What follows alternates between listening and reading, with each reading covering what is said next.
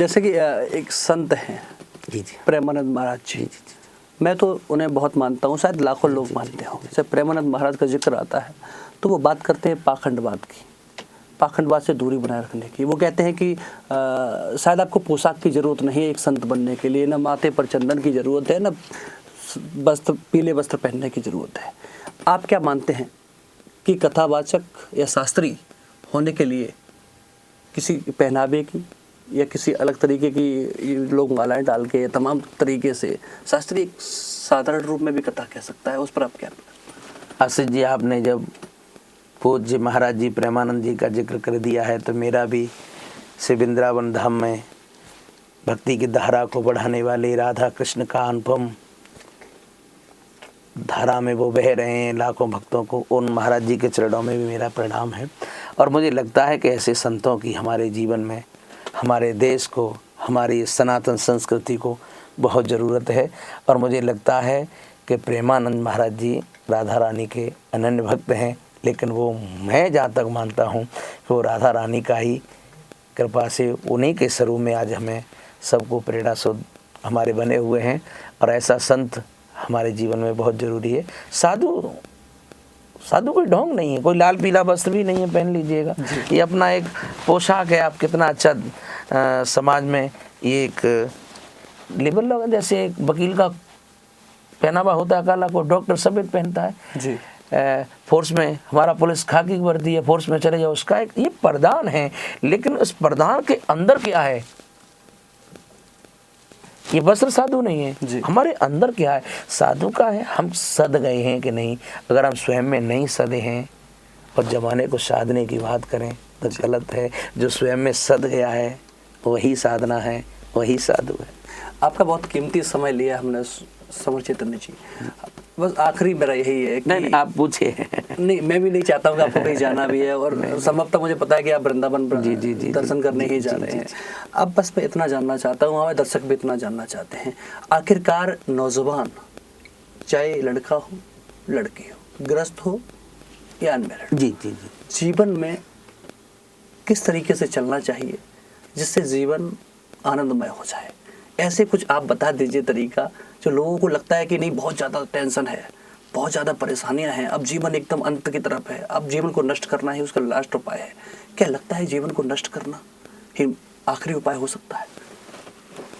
जहाँ तक मेरी जो गुरुजनों से चर्चाएं होती हैं, परम श्रद्धेय स्वामी श्री आधार चेतन महाराज, काश कृष्ण दाऊदयाल महाराज, और मेरे जीवन के जो प्रेरणा स्रोत हैं डॉक्टर नरेंद्र सर जी कानपुर, तो मैं यही चाहता हूँ, जो मेरा जो वार्तालाप होती हैं कि आज की पीढ़ी कहाँ थी कहाँ आ गई, तो मुझे लगता है कि व्यक्ति को अपने जीवन में सर पर किसी न किसी को जरूर रखना चाहिए।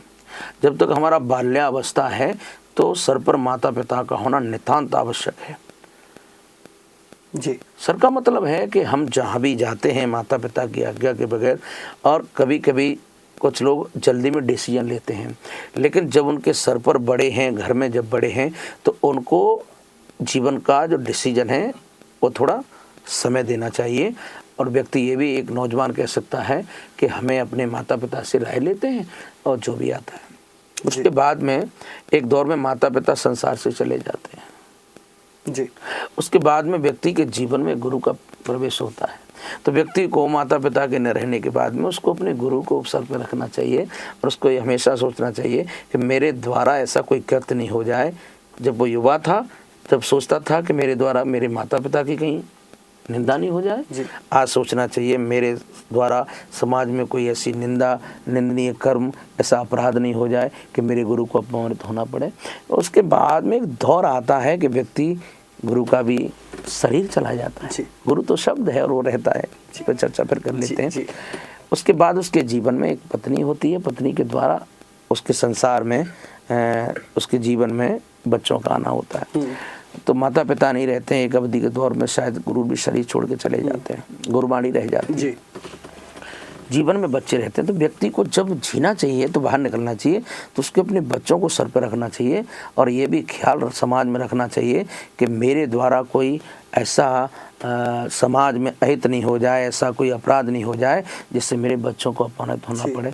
तो इसलिए राम और कृष्ण का हमें दर्शन करना बहुत आवश्यक है।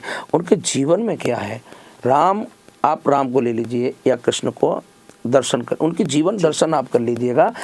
अगर आप कृष्ण का जीवन दर्शन कर लेंगे तो हमें लगता है कि हमारे हिंदुस्तान का एक भी युवा आत्महत्या नहीं करेगा, एक भी युवा संघर्षों से नहीं घबराएगा, एक भी युवा सच्चाई कहने से पीछे नहीं हटेगा, एक भी युवा अपने जीवन में हर लक्ष्य से मुड़ेगा नहीं, मेहनत तपस्या करके साधना करके हर लक्ष्य की प्राप्ति करेगा।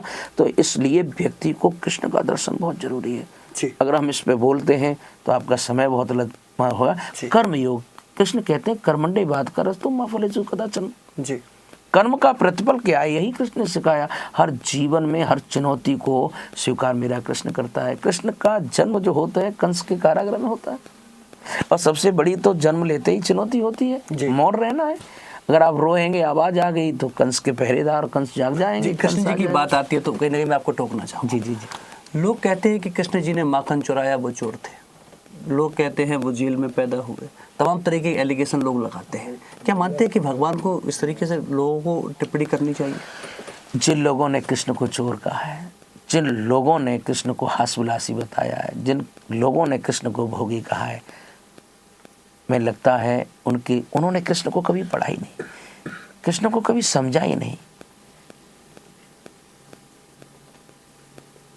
वो कृष्ण से बहुत दूर है। उन्होंने कृष्ण को अगर हास्यविलास बताया है, कृष्ण तो कर्मयोगी है। ऐसा योगी कर्मयोगी कहा गया है, ऐसा कर्मयोगी नहीं पैदा हुआ जिसके जन्म लेते हुए ही कर्म शुरू हो जाता है। मैं उसी बात को ला रहा था। पहला संघर्ष, पहला कर्म जन्म लेते ही मौन रहना है। अगर मौन नहीं रहे, पहरेदार जाग जाएंगे, कंस आ जाएगा, हो सकता है हत्या भी हो जाए। कृष्ण मौन रहता है। और वहाँ से कारागृह से जब निकाले जाते हैं कृष्ण जब निकलते हैं तो यमुना में बड़े प्रबल वेग में बह रही है, न कोई नाव है न मलाह है। कितना संघर्ष है देखिए, कृष्ण बगैर नाव मलाह के यमुना पार करते हैं। चुनौतियाँ कृष्ण के जीवन की देखिए।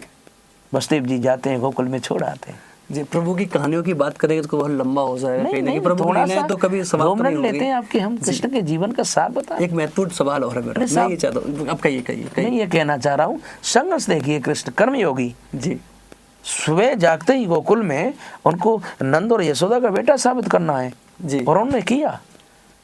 हर एक पार्ट को, हर एक किरदार को बड़ी ईमानदारी संघर्ष से जिया। और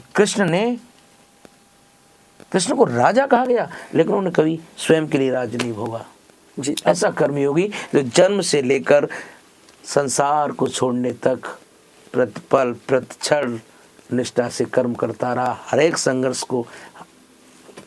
आप